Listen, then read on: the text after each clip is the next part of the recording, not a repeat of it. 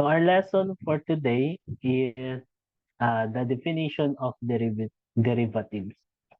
All right, so let's move on. So before we start our discussion, I would like to ask you a question. What do you think is the hardest mountain to climb? What do you think? And why? Yes, Mr. Soriano. Mount Everest po, sir. All right, Because why? Why Mount? it is the tallest mountain po, sir. Yes, very good. That is the tallest mountain. But Mount Everest is the tallest mountain. However, it is not the hardest mountain to climb. We need to consider some factors pag umaakyat tayo. Pag umaakyat tayo, sometimes kahit mataas, kahit yung minsan mas mababa, sometimes mas mahirap akyatin yung mas mababa. Bakit sa tingin ninyo sometimes mas mahirap akyatin yung mas mababa kahit na ano siya, kahit na mas mababa siya kaysa sa mas mataas? Bakit sa tingin ninyo?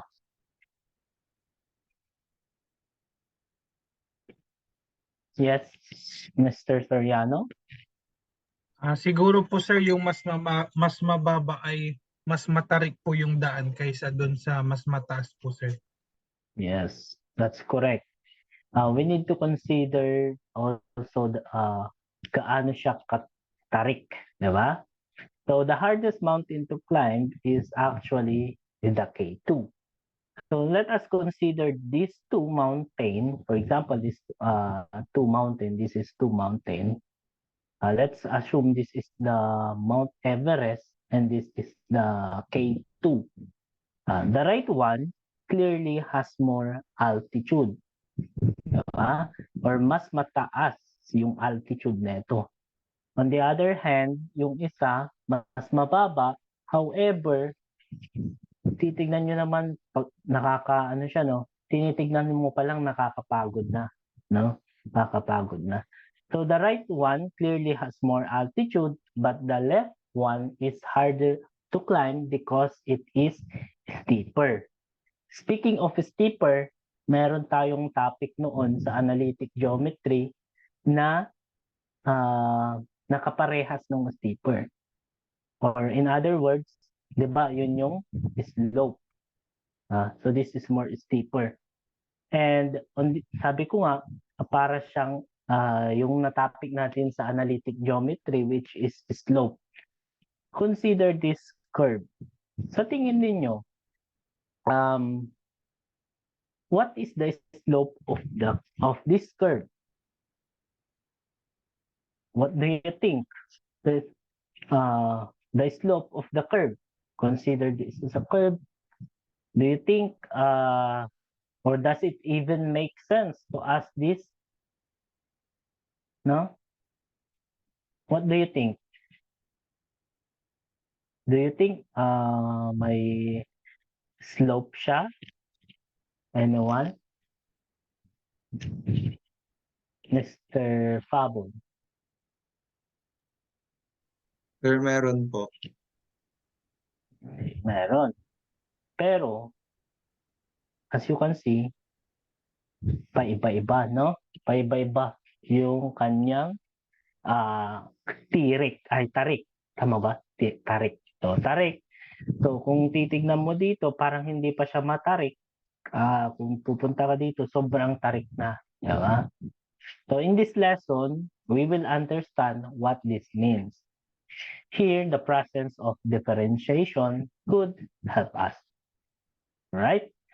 So let us consider this curve as a function, which is we can name is as f of x or y. No? So as you can see, the point, let's name this point P. Kapag tumataas siya, nag-iiba yung slope niya. One thing we can clearly see here is that different positions of the curve will have different stiffness of the slope. We can intuitively see that as we move from the left of the curve towards the right of the curve, it gets steeper. Tanungin ko kayo ulit. Ngayon, sa tingin ninyo, may curve may slope ang curve? Yes, Tanungin sir. ulit ko ulit. Yes, but in this lesson, we will find that curve. What is the value of that curve? So, consider this as point P. Pero, babalikan natin yan. No? Babalikan natin yung tanong natin kung ano ang slope niyan. First, tatanungin ko muna kayo, sa tingin nyo, ang Earth ba ay flat or round? Earth? Round, sir. Round. What do you think? Pero as you can see, the buildings around us, hindi naman siya pa round, di ba? At saka kung titingnan mo yung palayan, straight siya, di ba? No? Kaya, ano kaya? Kung round sana, parang medyo tabingi yung ating mga buildings, no?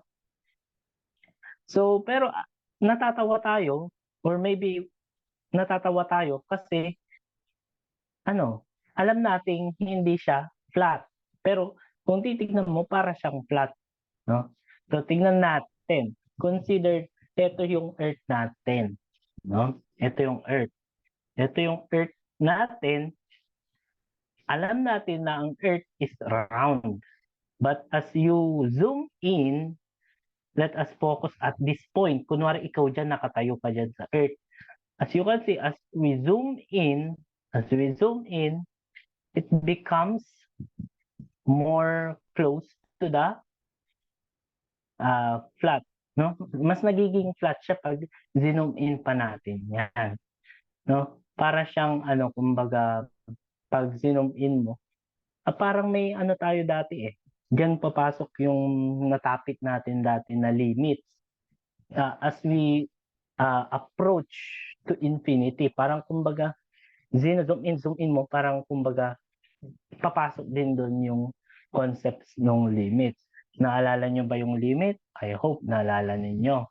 So, assume na lang natin na may straight line siya dyan. Ayan, which is the tangent line. Wherein, yung straight line na tumama sa isang curve na minsan lang tumama. No? Parang, di ba naalala nyo yung tangent sa circle? Ang definition ng tangent, ano ulit yung definition ng tangent? Mr.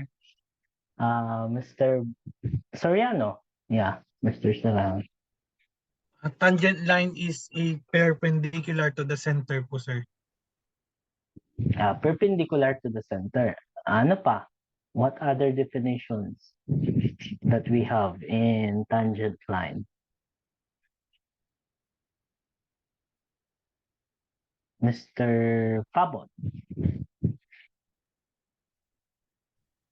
Sir, yung tangent line po, kapag ka dumaan siya sa curve, isang beses lang siya tatama doon sa curve. Yeah, Or at a exactly certain point. 1 point. Oo, yeah.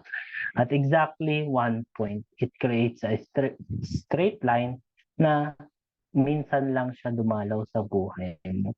Ayan. So, let's go back. So, we know now na meron ditong imaginary tangent line at every point na dadaanan nung curve. So, let's assume na ito yung function nung curve, yung kulay blue dyan na curve.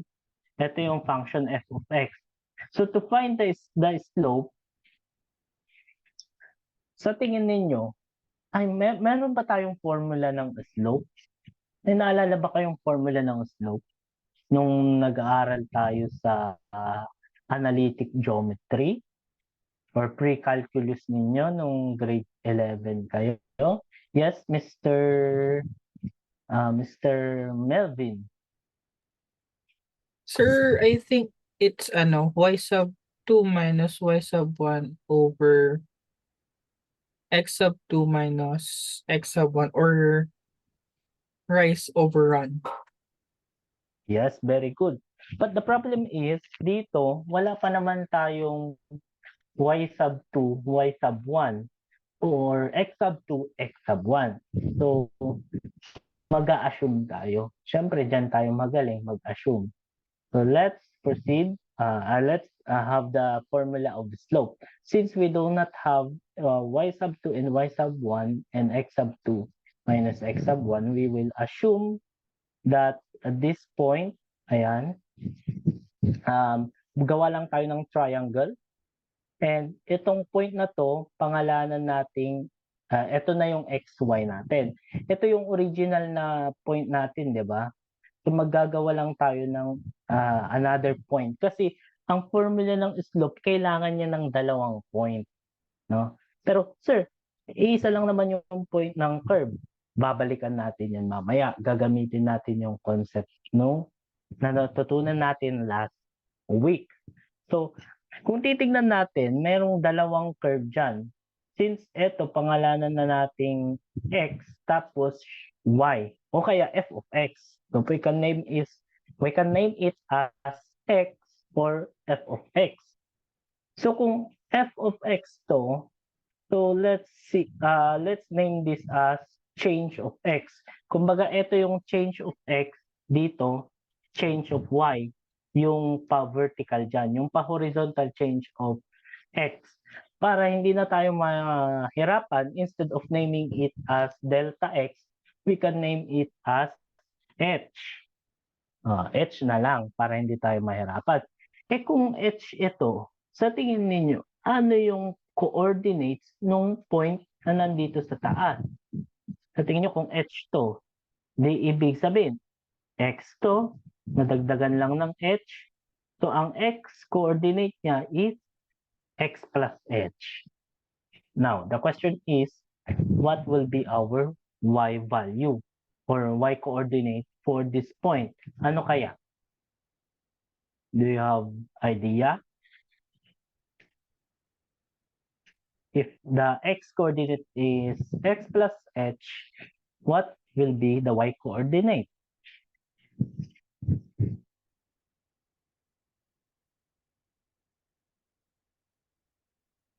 Mr. Pabon. Sir, ano Do po you yung think it's question? a coordinate?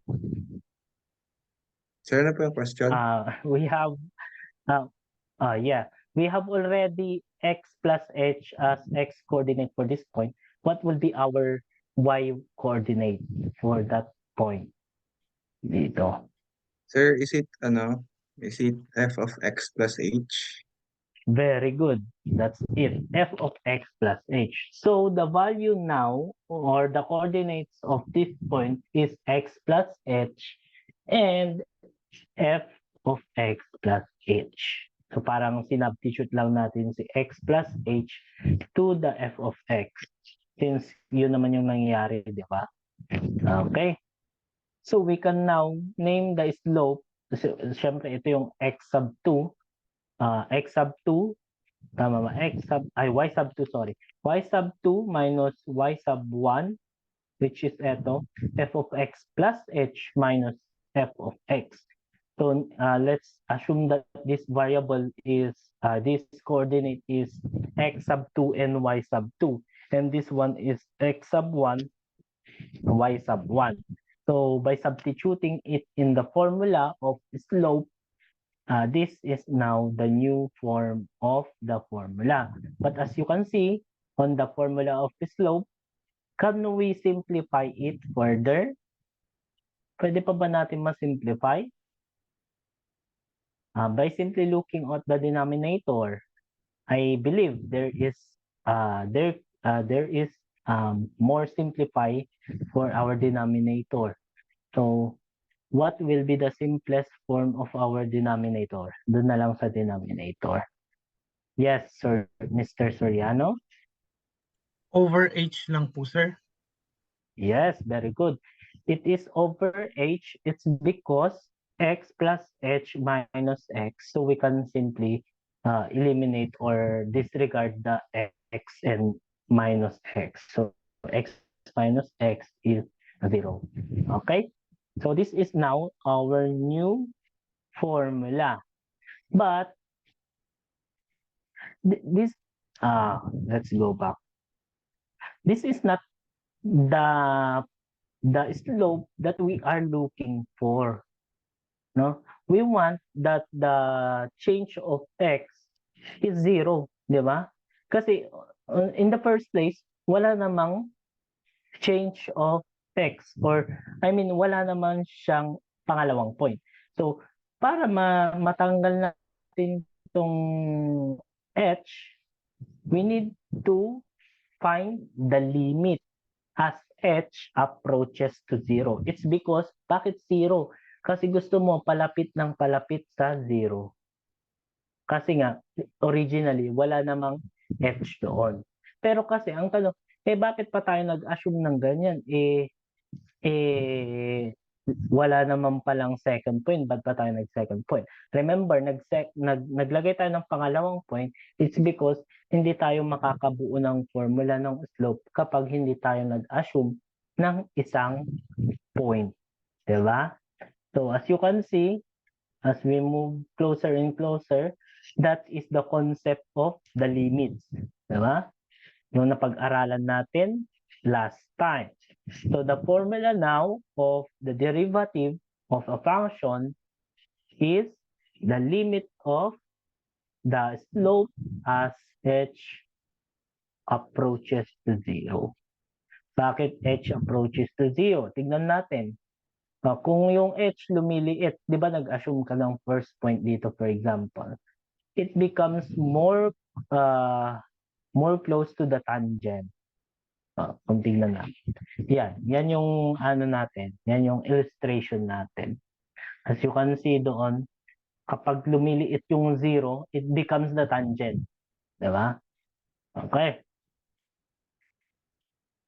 So the definition now of the derivative is a derivative of a function f with respect to x is the function that approximates the slope of the line tangent to f at any point on its graph, thus provided that this limit exists.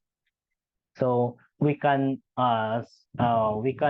denote it as this m, di ba? Yung m natin is slope, but the derivative, the term that we use, kapag the derivative mo na yung isang function, meron siyang prime, f prime of x.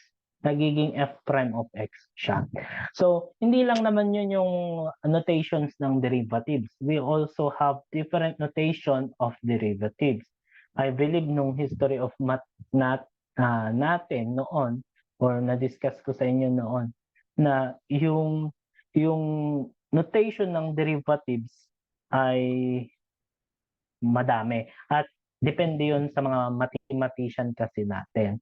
Sometimes sila lang din yung kumbaga gumagawa ng iba't ibang notation. Pero I will introduce you the notation para in case na ma-encounter nyo ano yung y prime. So it denotes that na derivative mo yung or the derivative of y prime. Ba? Or dy over dx. Actually, this is d over dx. Sorry. No, it's not dy over dx. It's d over dx. As you can see here, d over dx times tong function, ibig sabihin na derivative mo yung function. I-derive mo. Ito kasi operation tong d over dx eh. Pag nakita niyo yung d over dx na notation, it means kailangan mong i-derive itong function na to. Yeah, d over dx. Parang kumbaga change. Okay, kung titignan nyo kamukhang kamukha niya si slope. Ay ano, Pwede mo nga sabihin change in y over change in x. Pero that's not the thing. Pero para lang maalala ninyo, di ba?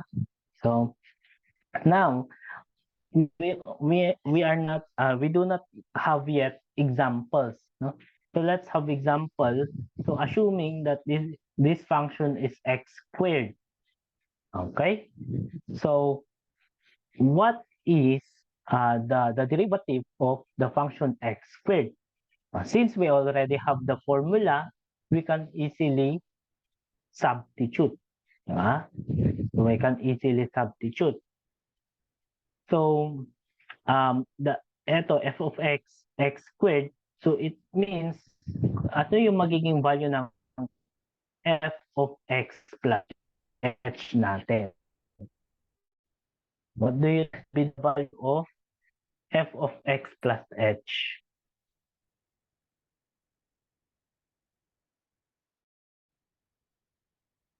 Anyone?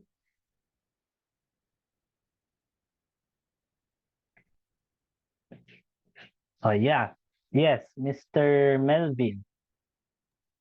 Sir, is it the quantity Mr. of x Baranda. plus h raised to 2? Very good. That's the answer. So, paano nagawa ni Mr. Baranda yon? It's because yung titignan mo, yung parang nasa loob nung f of something is x plus h. Meaning, yun yung parang value ng x natin na parang isa-substitute mo dito sa function. So, parang isa-substitute mo si x plus h dun sa x squared. Palitan mo yung na x plus h. Bakit is so this now, by simply substituting, this will become the limit of quantity of x plus h raised to 2 minus x squared over h as h approaches to 0. So by expanding, we have, ibalik ko muna para makita ninyo. By expanding the quantity raised to 2, magiging x squared plus 2xh plus h squared minus x squared. Yung kanina lang po yan, over h. So, after expanding, as you can see, we can eliminate x squared on the numerator. So let us eliminate the x squared on the numerator. This now becomes our new expression. So to remove the h, or to simplify this one, as you can see, there is a common factor on the numerator, which is h. So we can factor h to the expression on our numerator. It becomes h times quantity of x. And as you can see, we can simply cancel out h on the numerator and the denominator. So it becomes 2x plus h. Now, we can easily find the limit of h. Pero the question is, sir, bakit nung umpisa pa lang hindi po tayo pwedeng substitute ng 0 na lang para mabilis? I-substitute na lang kaya natin yung 0 dito. The problem is the denominator becomes 0 and the expression will not be solvable, or it becomes undefined kapag may 0 sa denominator. So, kung kaya pa natin siyang i-factor, i-simplify, simplify muna natin before substituting 0 to the h. Alright? So the derivative becomes 2x. The derivative of f of x is 2x. Alright? So for our exercise, we have x cubed. Alright? So assuming for example, x cubed, Try ninyo sa papel ninyo. Try natin. Correct? For example, tapos na kayo. So, let's have the numerator. So, mas magandang technique din, unahin natin yung numerator. No, para wala kang masyadong underline. No, wala masyado tayong fraction, di ba? We hate fraction, no? We hate fraction.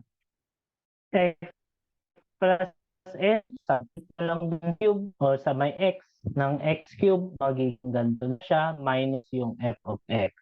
Tapos, same process, expand, tapos, as consider yung pwedeng i-cancel, which is x cube, siyang i-cancel. Next, ilagay na natin siya sa may buong fraction, i-factor mo si h para matanggal si h. Para wala tayong problema kapag nag-substitute tayo ng h sa may limit. Ay sa may, nag-substitute tayo ng h doon sa may expression. And that's our new expression. And then, it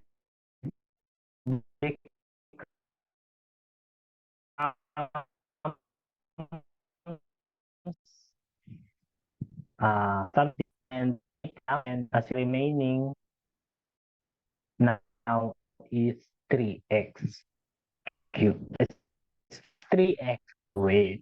Apply sa derivatives. Kayo kaya tanungin ko, so what do you think is the application of derivative? Given the definition na sinabi ko, sa tingin ninyo, saan na-apply si derivative?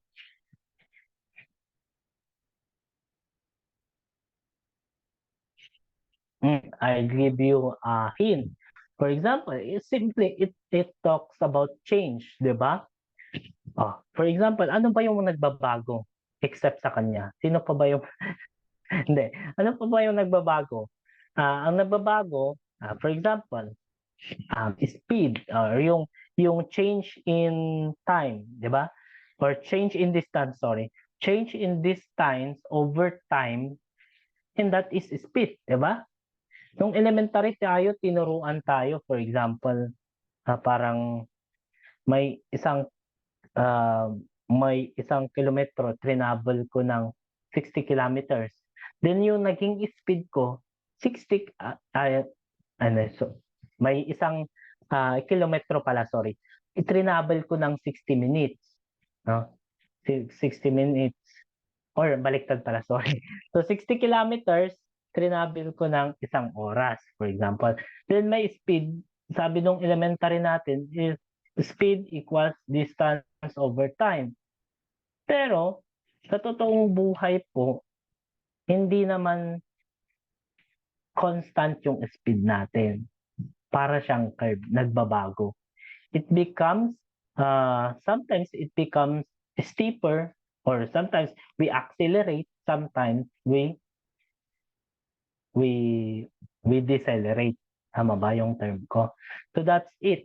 So that the speed is changing. Diba? Nagbabago yung speed natin. Same as doon sa concept ng speed. And kung pwede ka mag-travel, tapos kaya mong i-model as equation, then mamomodel mo yung equation, edi may formula, ay may graph ka na, or may equation ka na nung distance over time, or yung variable x mo will become time, since bakit time yung x natin? It's because it is independent. Independent kasi si time, tapos yung distance will be our y values. And kung isosolve mo, pag kinuha mo yung derivative ng function na ginawa mo, it becomes, or it models your speed given time over time. Ayun. And many more other applications such as bacteria, growth of bacteria, and many more. Now, tanungin ko kayo, balikan ko kayo, sa tingin ninyo, saan pa siya pwedeng maging significant, or saan pa natin pwedeng i-apply si derivatives? Anyone?